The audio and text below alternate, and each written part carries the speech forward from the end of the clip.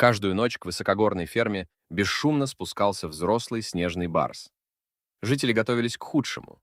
Запирали скот и старались не выходить после наступления темноты. Однако хищник никого не трогал. Он проходил мимо овец и коз, приближался к старой корове, устраивался возле нее и оставался рядом до рассвета. Все произошло в небольшой горной деревне Кхарлук, расположенной неподалеку от национального парка Хемис. Поселение окружали каменистые склоны, ущелья и заснеженные вершины. Жители держали скот и хорошо знали, какую опасность представляют хищники, спускающиеся с гор в поисках пищи. Однажды утром фермер по имени Дорже обнаружил возле загона крупные следы. Отпечатки тянулись от каменной гряды, пересекали двор и заканчивались возле навеса, под которым ночевала старая корова по кличке Мира. Дорже внимательно осмотрел загон, но не увидел ни крови, ни следов борьбы. Все животные были целы, а корова вела себя совершенно спокойно. Фермер решил, что барс испугался человеческого запаха и ушел, не решившись приблизиться. Однако следующей ночью собаки снова подняли тревожный лай. Дорже проснулся, осторожно подошел к окну и посветил во двор слабым фонарем. Увиденное заставило его замереть. Рядом с Мирой лежал крупный снежный барс. Его длинный пушистый хвост был обернут вокруг лап. Голова покоилась возле бока коровы, а сама Мира спокойно пережевывала сено. Между животными не чувствовалось ни напряжения, ни страха. Казалось, будто они знали друг друга много лет. Дорже боялся открыть дверь и не решался позвать соседей. Он ожидал, что хищник внезапно бросится на корову, но барс лишь удобнее устроился. Прижался к ее теплому боку и закрыл глаза. Перед рассветом он поднялся, оглянулся на Миру и бесшумно исчез среди камней. Днем фермер рассказал обо всем соседям, но большинство только рассмеялось. Люди считали, что в темноте Дорже мог принять крупную собаку за дикого зверя. Однако через несколько дней барс вернулся. На этот раз фермер заранее предупредил родственников, и несколько человек спрятались в доме, наблюдая через узкие щели в ставнях. Около 10 часов вечера собаки заволновались, а затем замолчали и спрятались в будках. Из темноты показалась светлая фигура.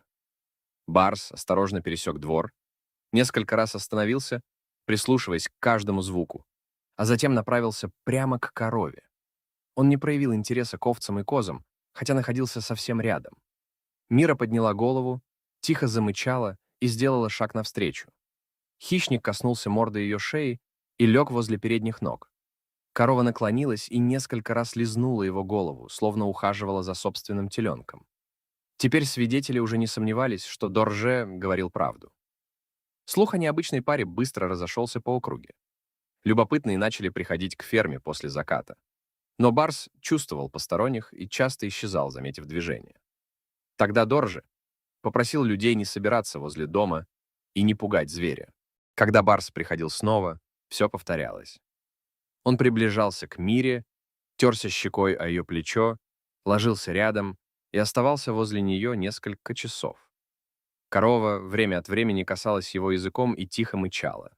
Хищник отвечал едва слышным урчанием, напоминавшим глубокое кошачье мурлыканье.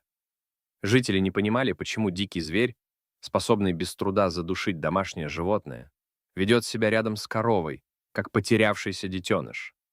Одни считали, что зверь искал тепло и безопасное место. Другие предполагали, что корова напоминала ему мать. Старейшины все же опасались беды, ведь даже спокойный Ирбис оставался непредсказуемым хищником. Поэтому жители сообщили о происходящем сотрудникам природоохранной службы.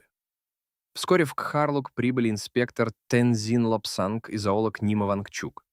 Они осмотрели следы, установили несколько автоматических камер и попросили людей не приближаться к зверю. Первые записи подтвердили рассказы фермеров. На кадрах было видно, как взрослый снежный барс спускается по склону, обходит хозяйственные постройки и направляется к навесу. Он проводил рядом с Мирой от 2 до 5 часов, после чего возвращался в горы. Специалисты заметили еще одну важную деталь. Зверь слегка припадал на заднюю лапу. Когда он поднимался или шел по неровной земле, движения становились осторожными и скованными. Возможно, барс получил травму во время охоты и временно не мог преследовать горных козлов. Его бока выглядели впалыми, а шерсть местами потеряла густоту. По мнению Нимы, животное могло быть истощено и приходило к ферме потому, что здесь чувствовало себя защищенным. Однако барс не пытался есть корм, не приближался к запасам мяса и не нападал на домашних животных. Он словно нуждался именно в присутствии Миры. Корова тоже заранее ощущала его приближение. За несколько минут до появления хищника она переставала жевать, поднимала уши и смотрела в сторону ущелья. Иногда Мира выходила из-под навеса и ждала возле ограды.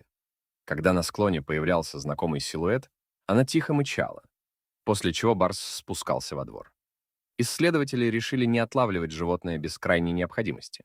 Они оставили неподалеку мясо с лекарством, но барс обошел приманку и, как обычно, направился к Мире.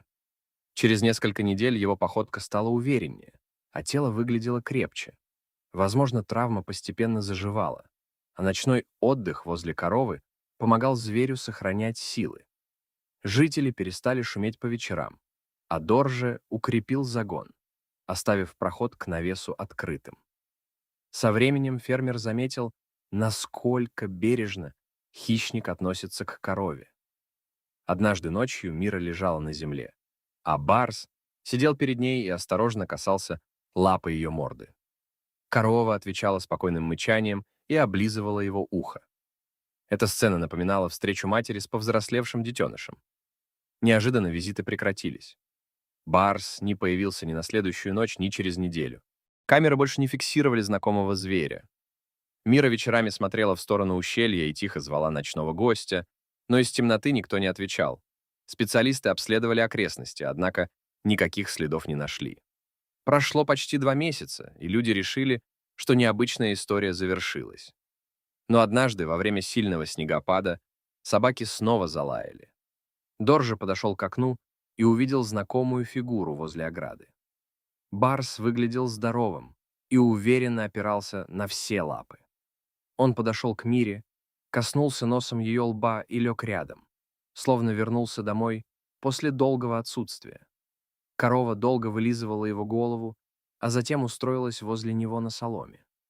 Утром хищник снова ушел в горы. После этого он приходил еще несколько раз, но промежутки между визитами становились все длиннее. Однажды барс исчез окончательно. Через год фотоловушки в соседнем ущелье зафиксировали сильного самца с похожим рисунком пятен. Подтвердить его личность не удалось, но Дорже узнал ночного гостя по темному пятну возле правого глаза. Мира прожила еще несколько спокойных лет. Даже после исчезновения барса она иногда поднимала голову по вечерам и смотрела на горную тропу. Никто так и не понял, почему снежный барс выбрал именно эту корову и почему она не испытывала перед ним страха. Возможно, раненый хищник нашел рядом с ней тепло и безопасность, которых ему не хватало. Возможно, спокойное поведение Миры напоминало ему о матери, потерянной в раннем возрасте. Не исключено и то, что между животными возникла редкая форма доверия, которую невозможно полностью объяснить человеческими понятиями. Эта история показала жителям Кхарлуга, что природа не всегда подчиняется знакомым правилам. Иногда зверь, которого считают безжалостным охотником, способен искать не добычу, а поддержку.